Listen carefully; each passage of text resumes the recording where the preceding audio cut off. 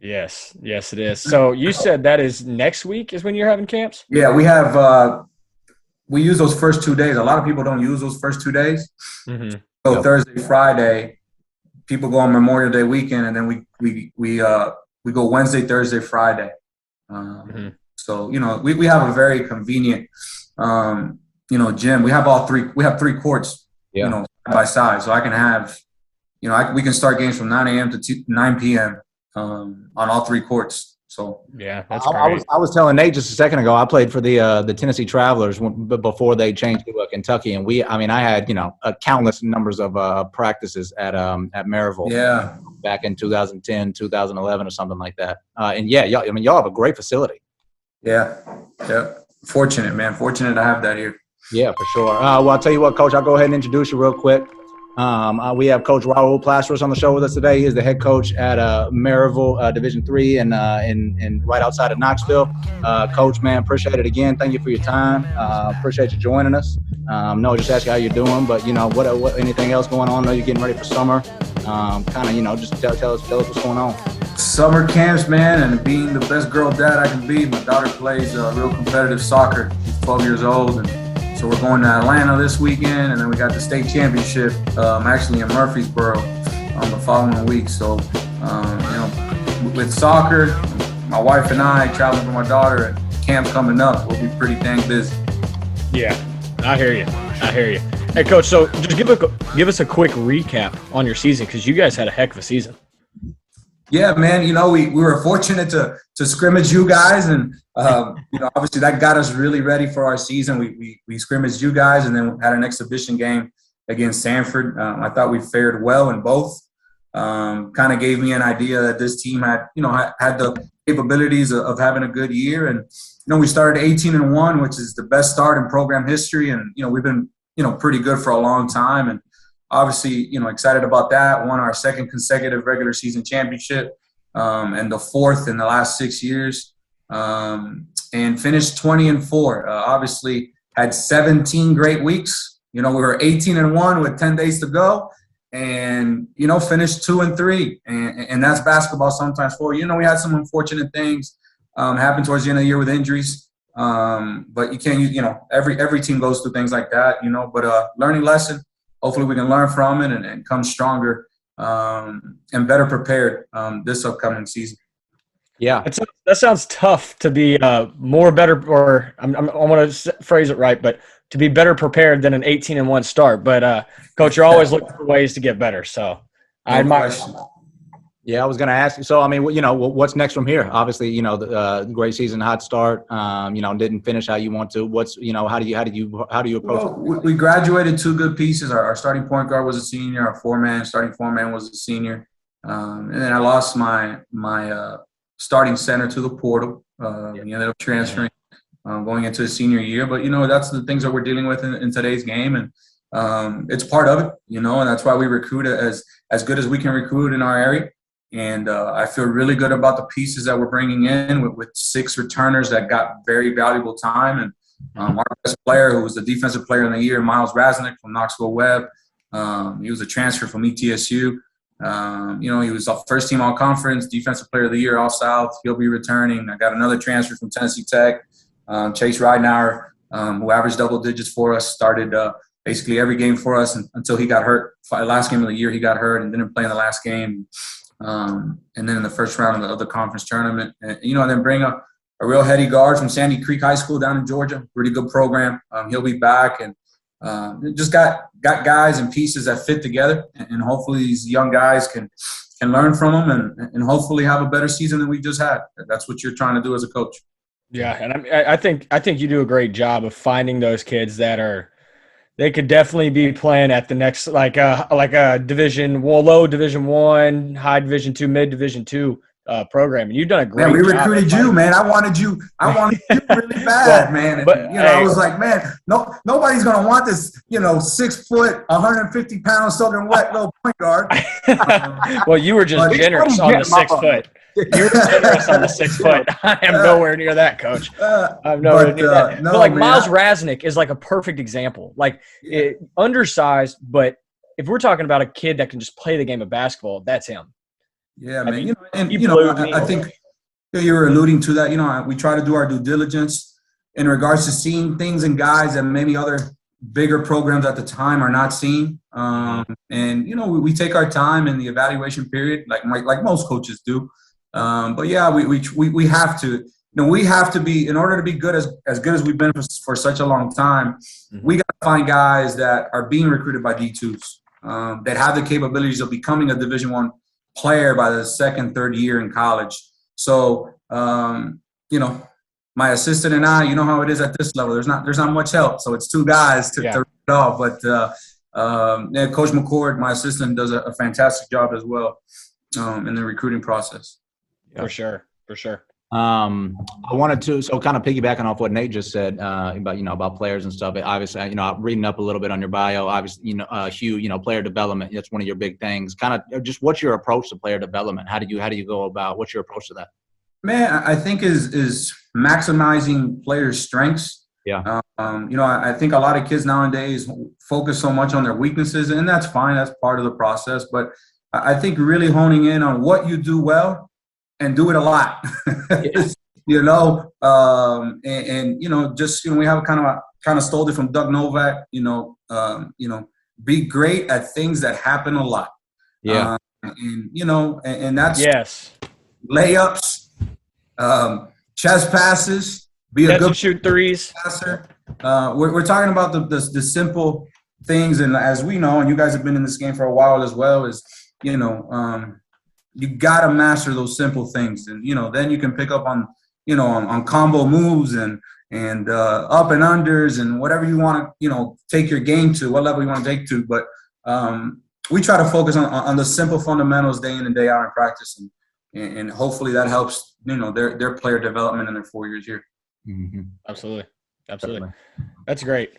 Coach, I'm going to transition just for a second. So you were the assistant coach at Maryville College for a little while. What was the toughest part or biggest lesson going from an assistant coach at Maryville to the head coach at Maryville? Well, man, I started at a really young age. I was lucky enough to be a high school head coach at 23. I was a high school head coach at 23. I did that for 4 years. I was at Gallenberg Pittman, and once you taste being a head coach and you're in charge and you're setting up the practices and what time you want to be in, what time you want to be out, and then now you work for someone, and I was fortunate enough to play for someone I played for, work with someone I played for, and coach's thing with me, and we joke about it all the time. When he got me out of Gallenberg, he said he wanted me to replace him once he retired, and he said, Big, I got 4 years left.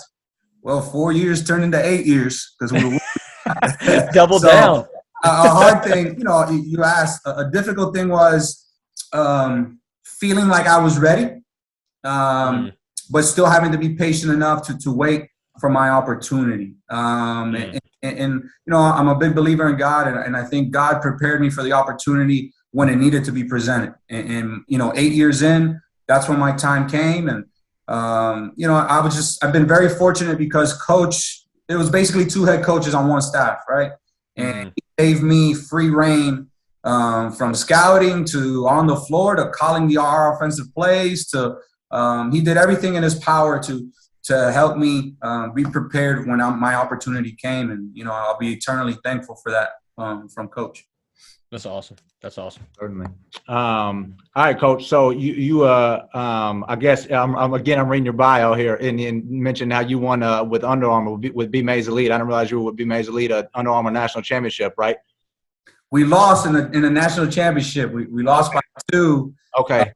G3 grind out of Indy, but my bad. It says to the national championship game. I apologize. Yeah. Jumped to I've been close, man. As a player, I lost in the Final Four in JUCO. Yeah. Went to a couple of Sweet 16s and went to, God is just, he got a funny sense of humor, man. He does, doesn't he? For the right time. He does. I kind of wanted to ask you, just kind of give us the AAU side of coaching more as opposed to the college, and just, because that's such an important integral. Yeah, I did it. I did it for many reasons. When I took the opportunity with B. Mays, I was getting myself ready to be a head coach. I was 1 year away. We had, that was the luxury for me. I knew exactly when I was going to become the head coach. And so I was preparing myself for that. So, it gave me another opportunity to be in charge, run plays, Yeah. Those timeouts that are crucial in the college game to prepare myself for that. But I also wanted the ins and outs of AAU at the highest level. Yeah. And I got that, 9 of my 10 guys signed Division I, and I helped both groups. I helped the 16s and the 17s. And, we've got the NBA player in Jaden Springer that went to Tennessee, and, Yep. number 1 rated point guard in the country, and Jaden Bradley, who's going to Alabama this year. No, just fortunate to have a great team, great kids, and got to see it at the highest of levels. I remember coming back and seeing Anthony Edwards as a sophomore, and he rattled off 27 consecutive points against Nico Mannion and the Green kid, who I think is with Dallas, played at Arizona. Jalen. I came back and I said, I only know a little bit about basketball, but my man's going to be really good in the NBA. It was unbelievable. I'd never seen that. It was threes, dunks, fadeaways, pull-ups, but it got me to do things at I believe the highest of levels when it comes to AAU.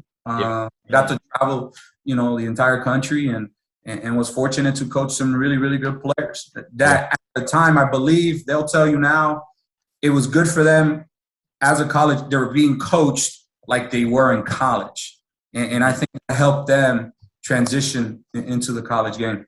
Yeah.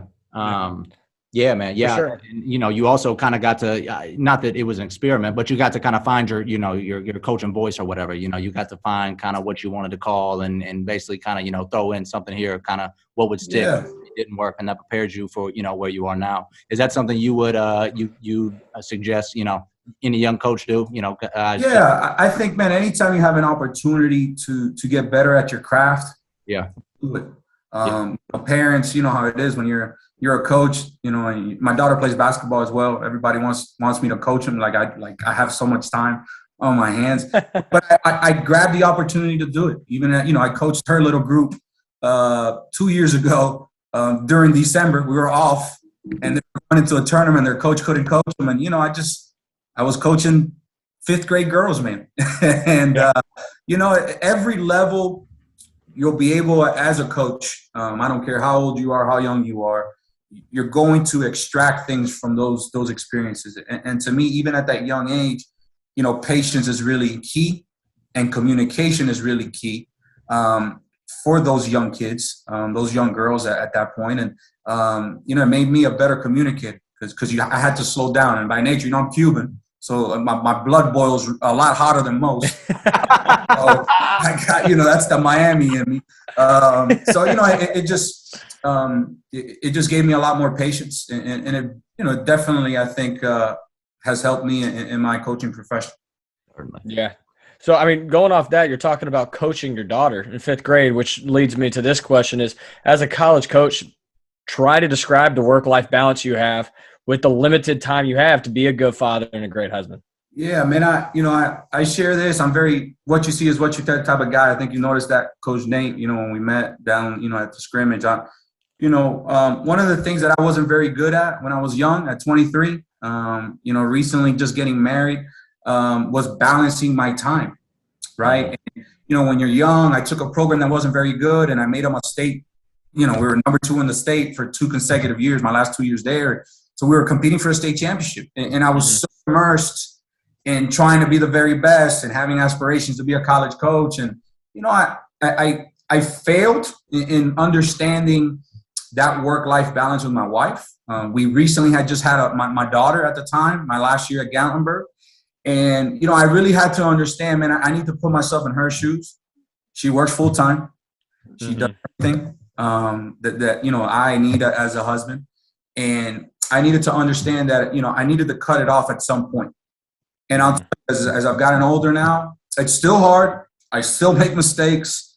But I'll tell you this, I try to get home, typically at our level, 7 o'clock maybe, I get home. I give my family the 2-3 hours before my daughter needs to go to bed, to go to school.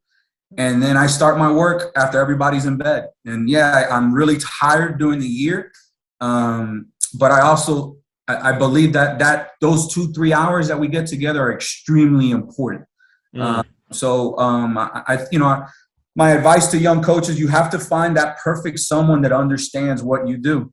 Yeah. Because if you don't, you won't be able to maximize your potential as a coach, because your home life is not going to be balanced. And if your home life is not balanced, I'm a firm believer, I don't think you can be the best coach you can be. So, I'm fortunate to have a wife who believes in what I do and lets me do what I love to do. And they're both understanding, because they sacrifice a lot. Absolutely. I'm fortunate to be in these shoes and be in this position, that they both support me wholeheartedly. So. Yeah, for sure. And I'm kind of seeing I'm starting to step into that. So my wife and I have been married, I guess, 3 years now. We got married and immediately into college coaching. But then I guess 4 weeks ago from tomorrow. Yeah, that made sense. All right. We had our first kid. So now it's like just that transition. And I'm just glad. I know this is going to sound terrible. I'm just glad it wasn't during season, because I don't know how I would have been doing everything. I It's need this hard, little adjustment period right now. I actually, funny story. My daughter was born January 8th of 2010. And the day she was born, there was a big snowstorm in Knoxville. Because if not, I would have missed Gallenberg Pigment versus Fulton. At the time, Fulton was number 1 in the state, and we were number 2. So it was the biggest game of the year. But it was a snowstorm, so it got canceled. But I had her right in the middle of the year. Yeah. And at the biggest time of the year. And I'll tell you that the better husband, I've said this many times, the better husband I've become and the better father I've become, I think I'm a better coach because of that. And you have to really dedicate your time to your family. We work 12, 16 hours a day if you want to be really good. And it's not the amount of time, it's the time, the quality of time that you do spend together. So I try my very best, whatever time that is, I'm there. I still fail at that, because you know how it is. You're thinking about Jimmy and Joey and Ricky. What's he doing in the dorm? And it's Friday night and we got a game Saturday. Are they going out? And, that never stops, right? Yeah. But you have to find some way somehow to just be present in the time you're with them. So what specific? Yeah, and hold on one second, Asa. So is just going off that, I'm sorry to interrupt you, but I mean, being a better husband and father, you're probably practicing more patience. You're probably practicing these things that are just like easily translating back to your players. Yeah, and I failed a lot.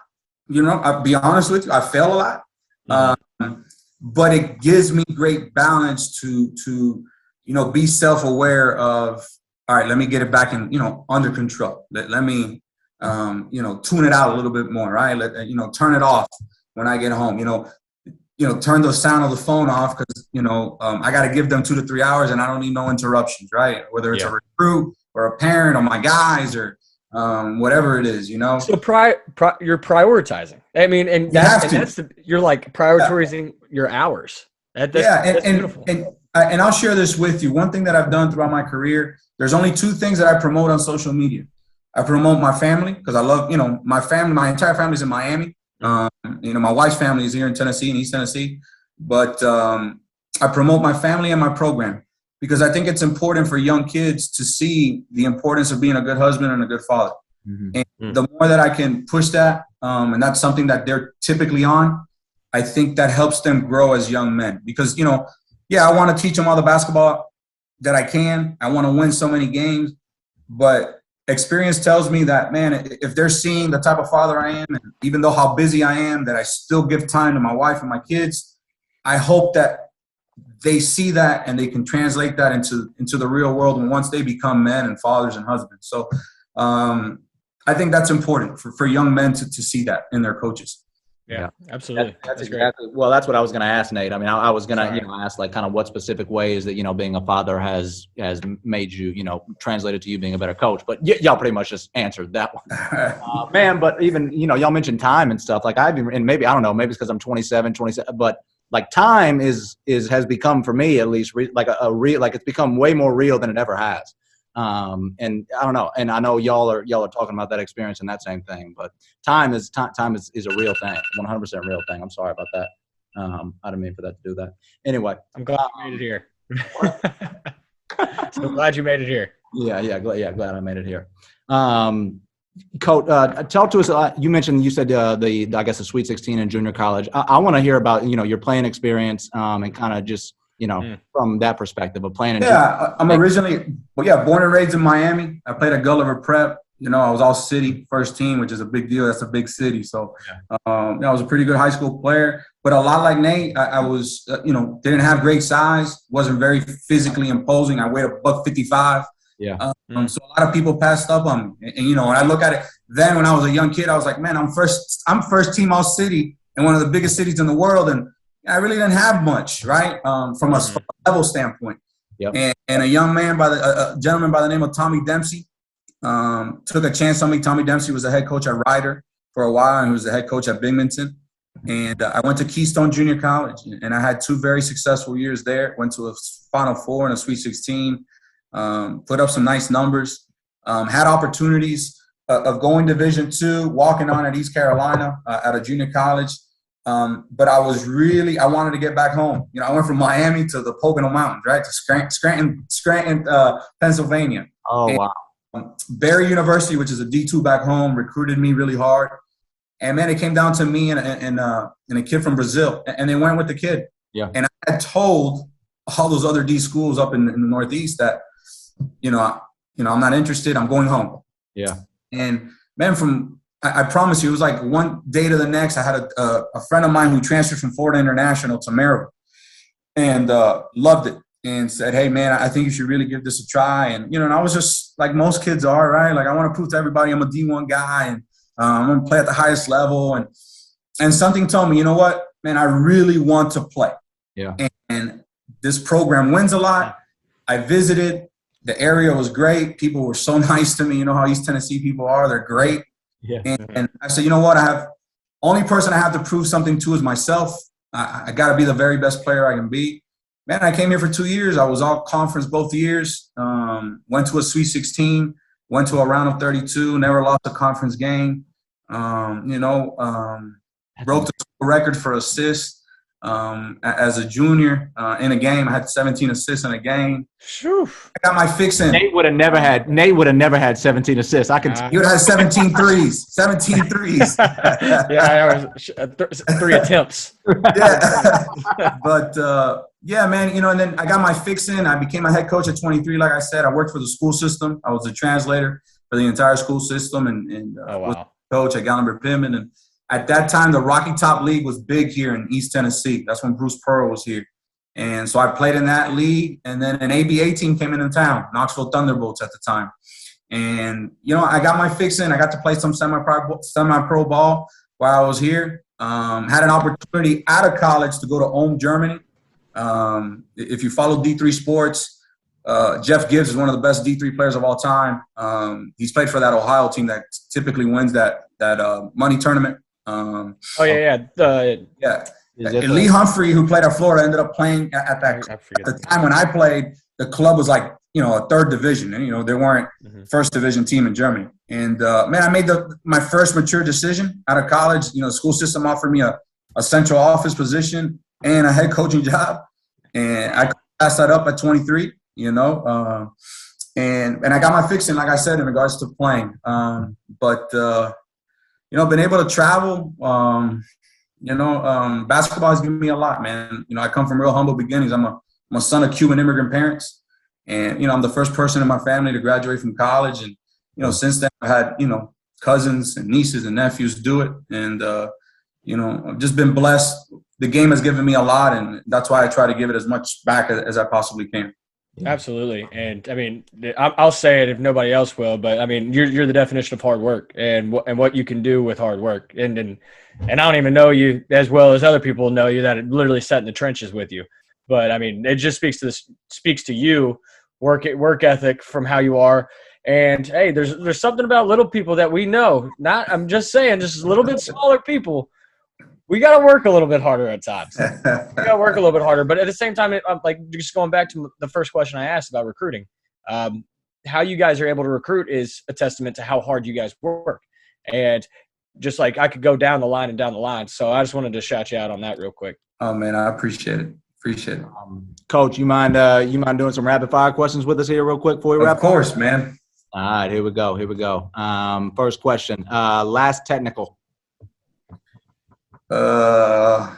Last technical. As an assistant, Barry Mathis, who's a local ref, he does a lot of D1 games, big games when I play. Yeah. He gave me a tech because I said something at him as an assistant. Obviously, not a good move. Great thing is that we were winning by a lot. Didn't hurt us. Funniest technical I ever got as a high school coach. I got two. Yeah. But one of them, big game, semifinals of the district tournament. Jody Wright's a big time coach in this area. I think his brother-in-law is the head of commissioners of the Oak Ridge Association, and they had our playoff game. You know, I just felt like, man, the calls ain't going our way this today. And I went to get a drink of water, and one of the refs popped me for being out of my box. Oh. So what? But you live and you learn. I was out of my box, right? I should have had somebody give me a drink of water, not me. That's nuts. That's nuts. That's doing too much. Those are the two texts that I can remember. Yeah. You never been kicked out of a game as a coach? No. I don't think I'll ever let. I'm gonna knock on wood. I hope that never happens. All right. Have you ever dunked a basketball on a 10-foot rim? Yes. In a game? I heard a little bit of this when Coach Holloway was on here. Only time I did was a Midnight Madness my junior year. I was in the best shape of my life, and I didn't have humongous hands to really grip it as good, so they lobbed it up, and I just threw it in the game. Not even close. Yeah. I wasn't even thinking about that. Oh, that's funny. All right, okay. You are up 3 at the end of a game. They have the last shot. Do you foul or let it play out? Less than 6 seconds, yes, I foul. Yeah. I think you need to do too many things right. You got to hit the first one. You got to miss the second one on purpose. You got to get it, and you got to score it. I'd rather take those chances than, any joker just throwing something from somewhere and tying it up. Yeah, I like it. Yeah. All right, are you leaving your best player in with 2 fouls in the first half? That's one thing I've learned, boys, and I've told this to a lot of young and old coaches. I don't believe in that. You got to learn to play through fouls. I'd rather lose with my best players on the floor than with my man sitting next to me and not doing anything, right? Like, he may go zone. He may guard the worst player. Let him score. Yeah. I need you on the floor. And I see a lot of coaches, guys pick up 2 fouls, man. The guy's 17, 3 minutes into the game, they don't touch the floor again. And I think that really hurts with the rhythm. Right. I'm with you. All right, okay. Go for the tie, go for the win. And I don't know. That's a tough one. I want to so let's go for the win. Yeah. There we go. Casual or professional on the sidelines? Everybody's saying the same thing, and casual. Thank God, I know COVID was horrible for a lot of people. Yeah. But in sports, if there's a positive to it, it's the fact that we don't have to wear ties, man.